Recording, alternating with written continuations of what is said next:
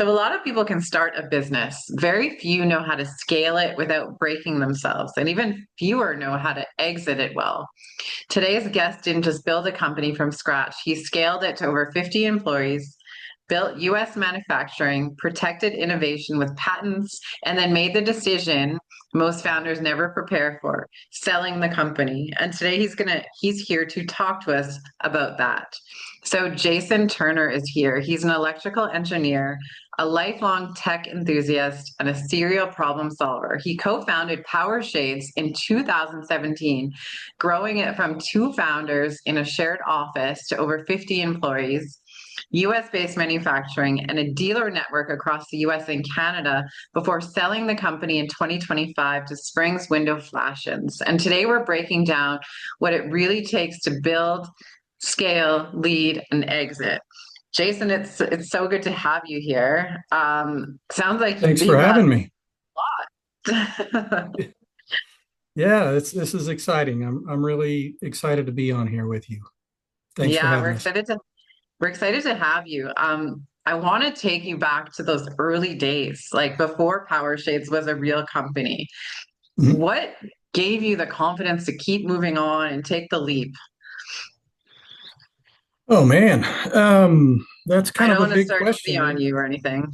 Yeah, and honestly, there's that is a really big question. It's never one thing. One of my favorite movies from a little kid, or actually, I wasn't a kid. My kids were kids when the movie came out, called Robots. That Rodney Copperbottom character on there. He always said this thing, find a need, fill a need. And that's Wow. always been kind of in the back of my head. And back in 2015, 2016 ish, my co-founder, Ryan Chacon, and I, we were doing in a totally different industry. We were helping hotels do energy management, where we all do it. We go to a hotel, we check in, we turn all the lights on, we open the windows, turn the TV on, and then you go to the bar or the pool. Right. And so these hotels are figuring out ways to determine that the room is rented, not occupied, so throttle the energy usage back. And we were helping do a lot of that other stuff. And they actually asked us to see if we could help them integrate the existing window coverings into that energy management system. And that is really when Ryan and I realized that all the systems out there, of course, there's other automated window coverings companies, but the technology was a little behind the times. And Mm. we honestly were really surprised to see that. We had a lot of experience in what we call IP based control or internet based control. And we just couldn't believe that didn't exist in that world.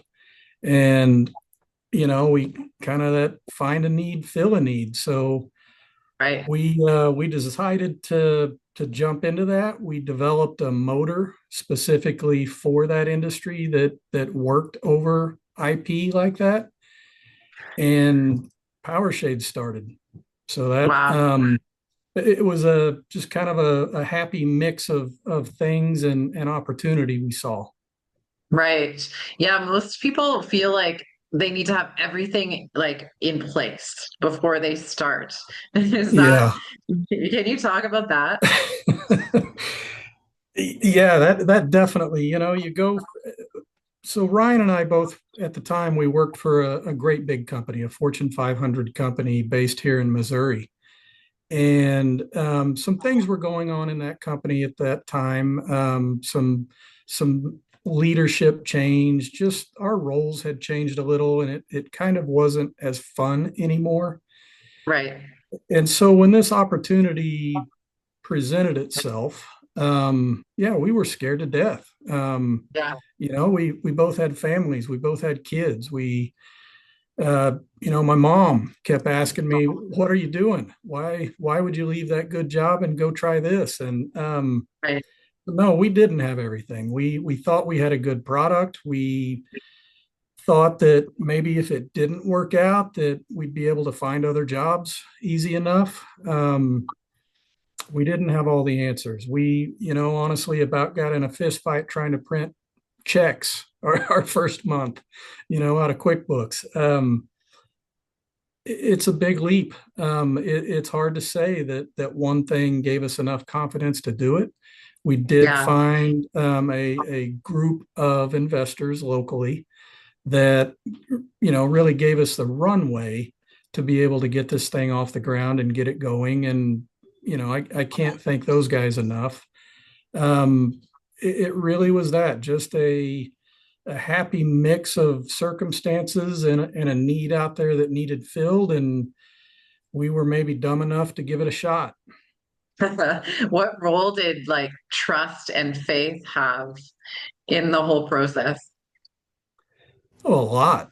Ryan and I both had to trust each other a lot. We had been friends since high school, and we'd worked together in various industries. And we both trusted that we would both put the work in that needed put in.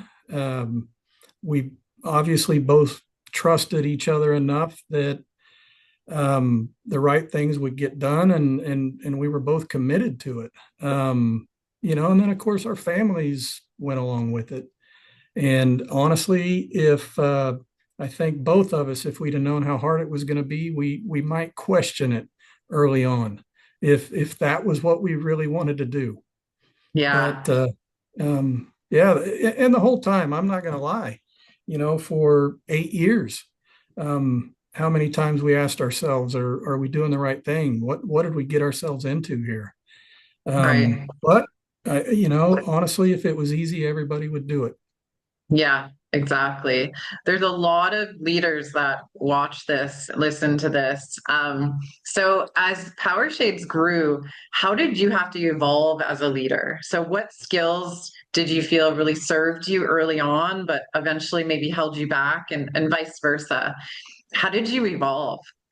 Oh, that's a really good question. And honestly, the biggest part of that is recognizing our weaknesses. Ryan and I both are electrical engineers, and arguably decent electrical engineers. We felt pretty comfortable of that part of the company, but we found out pretty quickly that we were not accountants. As good of salespeople as we like to think we are, we needed people that were better than us in all of those roles. And we really found out pretty quickly that we were, really focusing too small. We were trying to be a local company, a regional company, and do sales in our region of the US. And as we started growing, as we started scaling, we realized that, we were only going to be able to grow as by as many salespeople as we would hire that could go out and hit the road. So we made a transition pretty early on in the company to not be a local fabricator, but instead to focus on our technology and become a brand. Right, And through some pretty fortunate introductions into guys in the industry and some veterans in the industry, they really helped introduce us to distribution and helped us figure out the pricing model. Early on in this, when we're trying to figure out the cost of things and the selling price of things, that was with us going out and selling to the end user. It right, became a totally different world when we had to transition that to selling through distribution and hiring sales reps, and our end user becoming the dealer who actually then went out and sold to the end user. So it was a major education early on in putting the right people in place. And we made some mistakes too, in along the way.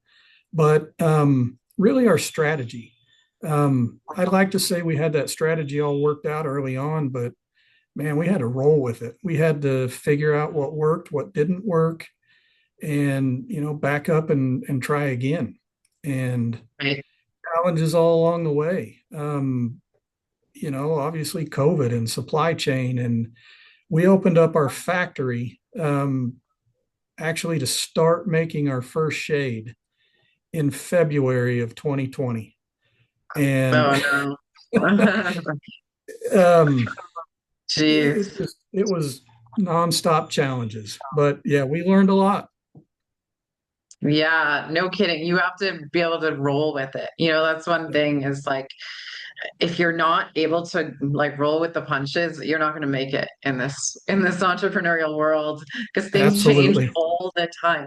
The other end, if you feel like if you're one of those people who thinks you know everything, I don't think you're going to make it either. You'll get humbled really quick if you've got that attitude because like I said, getting a check to print out of QuickBooks and have it on the lines in there, just silly stuff like that I can't tell you how many times we just said to each other, how hard could this be? Why is but again, setting up a factory and staffing the factory and literally the entirety of our supply chain and raw aluminum and fabrics and then all the electronics we developed, we had to find the right partners to make those for us because we don't have a factory of Santa's elves out here to make all of our little parts and pieces. So Right. it was education and drinking from a fire hose for a lot of years, really. Yeah. I know here in Canada, when the US and Canada started, let's just say, not getting along too well, a lot of the places that ordered supply from the US had to find alternate ways because of the cost of bringing that in. So, you never know when something is going to shift, even in like the political world, that's going to change Right. everything. Right. And So that's there's, unfortunate because I have so many friends up there in Canada and we all love Canada. That it's silly that those things happen. yeah, agreed. What about anything that you had to consciously unlearn in order to scale effectively? Does anything come to mind? Yeah. Really being able to admit mistakes and Mm. learn quickly. There's a term of fail fast, Mm-hmm. and we had to learn that in a lot of ways. In directions that we were going in development, in people that we put in certain roles. By nature, we are nice people, and we all want to get along, and and multiple times we had maybe the wrong person in the wrong role and we just stuck it out to see if it would get better or feel um, that we could coach or work and that was a big one we had to learn of failing faster so that we could Right. learn from the mistakes and move on. I'd say that was a big one. That was a really big one Yeah, for that makes us. sense. What about when you were building your team? What do you think mattered most to you? Was it the technical ability or mindset? And how did you even go about creating a culture that you felt people would want to stay in? We're still trying to figure that out. But that again, that's the same early on, and luckily in my former careers, we did get some, I would say leadership or even hiring coaching, but that only goes so far. And we would have technical openings, and we would get stacks of resumes where virtually everybody was qualified on paper. um, I would say one of the things we learned early on was the realization of yes, absolutely, the people have to have the capabilities, the skill set, if it's an education or whatever is required for that role, of course that has to be there. Right. But I think to in growing and scaling this and getting a company culture where everybody wanted to come to work. What we also had to add that other layer of, we had to like the person. Um, Uh-huh. man, we work with these people. Oftentimes we spend more hours with our coworkers during the week than we do our families. And we've had those mistakes as well, those learning moments where we've hired people that absolutely had the skills to do the job, but people skills were either non-existent or were terrible. Um, there's all sorts of little tips and tricks, and I've heard people talk about the airport test of if you got stuck at this with this person at an airport for 8 hours, could you handle it? I don't know if I could handle being stuck with anybody. I'm just kidding. Yeah. So quite a bit of that. We um, really tried to keep it lively. Having come from a very strict corporate world, there were parts of that Ryan and I both knew that we didn't want to bring into this company. Though over time and the more and more people we got in here, we did find we had to put some constraints around that and have some more structure. But I would definitely say one of the biggest things that we put into place, and it's something that I often see other companies succeeding with, is giving the people some space. I'm a big believer in some people don't work really well 8 to 5. Some people work much better, 10 to 7, or when creativity hits them. Obviously, with every person we have on the team here, everybody in the bus, everybody has their jobs to do. Get them done. Mhm. If you get those done better with your headphones on at home or in the office from 8 to 5, obviously we've got to have structure. People need to be available. People need to be here when we need to have meetings and face to faces, and but get your job done. That kind of culture, I think, has been refreshing to a lot of people. Obviously, some jobs we have here, the people have to be here at the, manufacturing out on the floor behind me. Um, they have to be here. You can't manufacture something at home in Oh, your robe, your kitchen you know. counter, yeah. But the roles that do allow it, we try to give some leniency there, and we definitely find that makes people more productive. That whole carrot versus the stick thing has always been kind of first and foremost for us.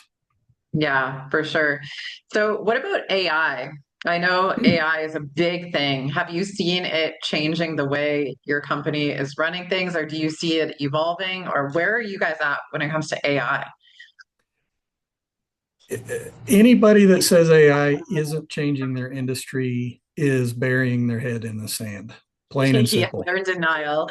Yeah, Yeah, they're in absolute denial. As an engineer, I will tell you earlier today before this podcast, I was using some AI and some developing some software. Um, right. Obviously, the end result, a person has to know enough about what they're doing, whether it's baking a cake or software or a circuit board or window shades. You've got to know enough for the AI to be helpful. But man, when it's used correctly, it can be incredible. It absolutely can turbocharge development in the minutia of development and all the little housekeeping and all the things that we do on a daily basis. It takes care of a lot of that. The trending, the forecasting, the supply chain, the even I would say cosmetic trends as far as what's new and popular and what fabrics are trending right now. Right. When It it comes to really colors, yeah. has changed a lot of what we do, and sped it up. Now the flip side of that, when used incorrectly or used, I would say, sloppy, Perilously, yeah. that's one thing, especially in our world where a lot of what we do comes down to patents. That's what differentiates us. A lot of that AI stuff, or some of that AI stuff, becomes kind of open source. So we definitely have to be careful in that in our world of not using the tools when they shouldn't be used, not exposing too much of our secret sauce into things like that so that it becomes common knowledge to other people in our industry, or you know, when used correctly, I guess in a nutshell, it can be incredible. Yeah, it's like projects that used to take 6 months, you can get them done in a week. It's absolutely Absolutely. wild. Yeah, Yeah. it's pretty incredible. Yeah, but the prompting is very important. You have to tell it exactly what you need. Otherwise, it can take you down a rabbit hole. I've had some arguments with AI here and there for sure. Yep. And even just personally, it's funny to go home in the evenings and hear one of our kids talk about how they've used AI to help with their homework or with Right. a resume or a job application, or just whatever it may be. Um, it's funny to hear the kids talk about AI, and whether it be Chat GPT has almost become the generic word like Kleenex. Yeah. Um, but it's become a part of daily life. Yeah. Yeah. I heard the group of kids the other day say, "Did you ask chat?" So it's Yep. like chat is the new word. Exactly. What did Exactly. chat say? Yeah. So funny. So you shared that your mother used to run a drapery workroom out of her garage. And so looking back to that, how did growing up around that environment shape your understanding of maybe this industry and perhaps business in general?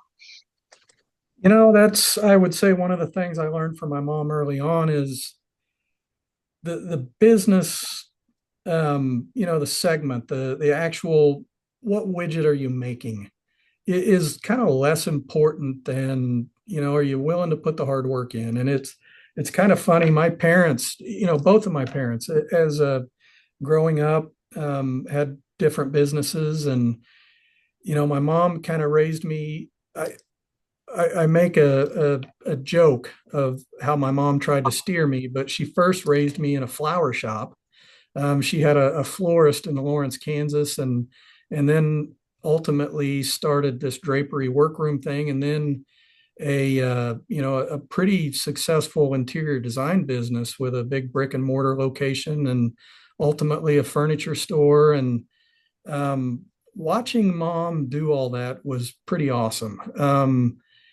Growing that, and ultimately she had a bunch of employees and kept building onto the business. And one thing I'll say in that, I worked through her, for her, all through in high school quite a bit and a little bit in college, but man, that wasn't my thing. I did not want to install drapes. I could care less about wallpaper and window coverings, to be quite honest, and that whole world. It just wasn't my thing. I ended up going off to school and got an electrical engineering degree, and went and did a bunch of cool stuff, or I thought. And as we talked earlier, when we got asked to help these automation companies integrate the draperies and the shades into these big, massive building automation systems. And then all of a sudden I was calling mom and asking her questions about drapes and stuff. And it actually became pretty cool, to kind of come full circle and have a lot of patents in this industry, and do some kind of a marriage of what I thought I wanted to be when I grew up, Right. and a little bit of old school of what mom taught me. So, Yeah. but entrepreneurship, man, I would say that that is the one thing that mom and dad both taught me, and it's been a lot of fun, but a lot of challenge for sure. Yeah. So what lessons from those early experiences do you think are still guiding you today? Oh, um, just you got to put the work in. That's that's the big thing. The biggest thing, though, I would say, is you got to love what you do. If you don't find enjoyment in what you do, it well, I can't say it doesn't matter how much money you make, because um, it definitely, you got to love what you do. That makes it fun. That makes putting the hours in worth it. And I wish I could put a camera to the floor out here though to see, this group of awesome people out here showing up every day and building the stuff that we put into place. Um, and then to see this team come up with ideas on how to improve stuff. And then we have company picnics or dinners and stuff, and really get to see everybody grow and spend time together. It's been a lot of fun. Yeah, for anyone out there who's, blinded by this illusion that entrepreneurial world is really easy and it's easy to make money, they're in for a rude awakening. Hey, like if you look online, social media, you see all these influencers that make it look and sound so easy, and it's so not the truth. Oh my goodness, laying in bed at night staring at the ceiling knowing that payroll is coming next Friday. And when during all the supply shortages and stuff after COVID, when we couldn't get boxes. Who knew that cardboard boxes and toilet paper were tied Right. to the same supply chain? And um, Wild. all of a sudden, everybody is stuck at home and buying TVs, so we can't buy the processors and the components we need to build our electrical motors. Yeah. Yeah, it two steps forward, one step back, and put the grind in. That's what it takes. Yeah. Let's talk about the selling. So selling a business is a massive decision. What ultimately led you to sell? And how did you know when the timing was right? That was a huge one. Really, it came down to, we knew we had so much more potential than what it was taking us to churn out here day in and day out. We knew that we needed more resources, both in raw materials and supply chain, um, and in every aspect of this. And in our industry, there's some 900-pound gorillas, and then there's startups kind of like Right. us. And as we've grown and grown, um, we realized we needed the purchasing power of, you just take fabric, for example. I actually, as we're talking here, I can see over my shoulder is, one of our fabric racks out here. And that's one of the biggest investments. There's probably over $1 million of fabric right there in those racks. But what we really need was volume buying power. We needed the ability to go right to the mills to buy cheaper than buying through distribution, and the raw aluminum, the extrusions, all the stuff that we needed to do to make the product. Again, we needed the volume to be able to buy container-fulls of that at a time to get the pricing where it needed to be so that we could compete with those 900-pound gorillas. Um, Right.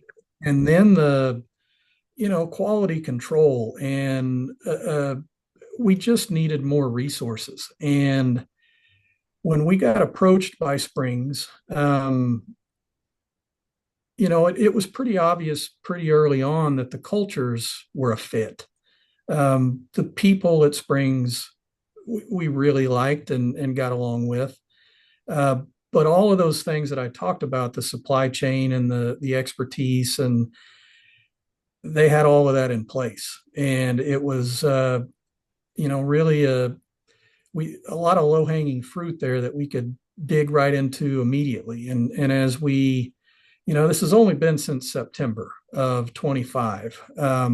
So we're still navigating that and working through that, but there's already been definite improvements in those things. And, you know, most of our team right now in our building here, they're kind of working around the clock and wearing multiple hats of integrating our systems into this bigger company that we're now part of. And all of a sudden we have access to a lot more products than we have been able to offer before with our, we always kind of our small team of pirates here of being able to develop and launch stuff fast. Now we have a bigger family to pull from and more products that we can put our technology into and just really scale and grow faster and become really the leader and innovator in this industry that we've always kind of strived to be. Right. So it sounds like it was a little bit logical and a little bit intuitive, a mix of both. Yep, absolutely. Absolutely. Mm.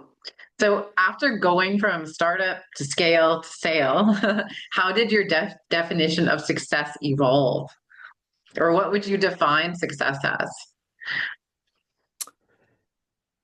Again, I'm still trying to figure that out. Those are all big questions, but we've been asked this question before, and one of the things I would say is that old saying of imitation is the sincerest form of flattery. Yeah, Like again, when we came into this industry, there were a handful of things that just didn't exist. And I don't necessarily think it's because there weren't already really smart people in this industry or companies that absolutely could have done what we did. We just kind of had the idea to do it in an industry that wasn't doing it because they didn't need to. And so since we've done that, since we've patented and developed some of the products that we have, in particular, like our power over Ethernet motor, which is it just didn't exist in the industry. Now it's becoming kind of ubiquitous out there. A lot of the companies are trying to launch their version of that motor. And, right. if I had to pick one thing, I would say that there are these massive billion-dollar companies in this industry that were trying to do something like that or just didn't think they needed to do it. And a couple of hillbillies out of Missouri do it. And now all these other companies are trying to do that same thing. And again, with this merger being acquired by Springs, now we have more resources to take that and make it global. That's something we've never been able to tackle before. Yeah, that's super exciting. So I guess lastly, what advice would you give to business owners who are building with that long view in mind, not just growth, but sustainability and that fulfillment? Um, I've said it a few times in here, but man, you got to love what you do. You Yeah, have to enjoy it, or you're putting all that work in is going to suck. Um, and the right people. I know any business will tell you that there's no way to do it alone, and you've got to have the right people in here and figure out what motivates them. Figure out what makes them happy. Who are they going home to at night? Why do they get up and do it? And make them happy, make them part of the team. It's the right people and love what you do and put the work in. Those three things have to happen and have to come together, or it's just not going to happen unless you get super lucky. right. Yeah. And we're still working on that. There's some wins and some losses and a little bit of in between, right? Yep, Mm, absolutely. amazing. Well, thank you so much for being here. Why don't you tell everybody more of what you do for maybe there's people out there who don't know what PowerShades is. Sure. I'd love to. So PowerShades, the name says a lot about our company there. We design, build, and sell motorized window coverings. But we've done it really from the beginning. And one thing there I would say is we had a little bit of a luxury of not being an older company. We just from the ground up realized the things that technology could do. So we had the luxury of doing it all the way from a cloud-based dashboard so that, our shades are connected to the internet. We know, let me rephrase that for your listeners out there that don't want their shades connected to the internet. We have the ability for them to be connected to the internet if they want them to be. But Then people we can don't control their shades from their computer. from their computer. But we've done a lot of stuff of what we call set it and forget it. We know the the zip code of where the installs are, and that's not to be creepy at all or any sort of monitoring. It's we simply want to know what time sunrise, solar noon, and sunset are or is in that part of the country or world. And we can do things with the shades like a follow the sun. We can do a good night scene that is around sunset at whatever time of year it is, with daylight savings time, summer, winter. Really, the shades work the best when you don't have to use your computer to use them, when you don't have to walk around and close your blinds, when you don't have to even pick up a remote. Kind of one of the funny questions we ask is, when's the last time you actually used a key to unlock the door on your car? Right.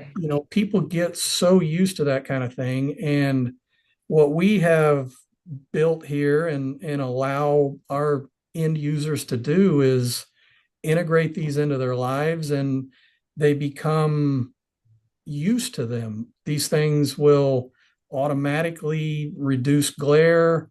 They'll protect your fine artwork and your furniture. You can set them up to where they just simply open and close and do what they need to do throughout the day without you thinking about it. Right. The other part of that is, heating and cooling. We can substantially reduce your cooling cost or your heating cost in the winter by automating these and using them correctly. It's just a lot of things you can do with these to improve your life, and then it's kind of cool. At night when you're getting ready to close the house up and the house, all the shades just automatically close for you. Or talk to them, whatever you need to do. Yeah, I'm imagining as you're speaking, I'm imagining myself getting up randomly throughout the day to close my blinds because the sun's in my eyes, or I'm sitting in front Yep. of the window, and then at night I got to close the blinds in the morning and get up to open them all. How So cool would it's that be to have them do it on their own? absolutely, and the other thing people don't really equate, but shading and lighting are really married. They go hand in hand. One is the control of artificial light, and one is the control of natural light. And Yeah, when you use those together, it really can be pretty cool. yeah, it changes your whole body clock system. Absolutely. And there's that's probably for another episode to dig into, Yeah, but that whole circadian rhythm and how our bodies, the color of the light that they want to see, and what makes you productive and what makes you sleepy. And yeah, everybody's phone now turns off blue light at night, and yeah, it's that reason. So yeah.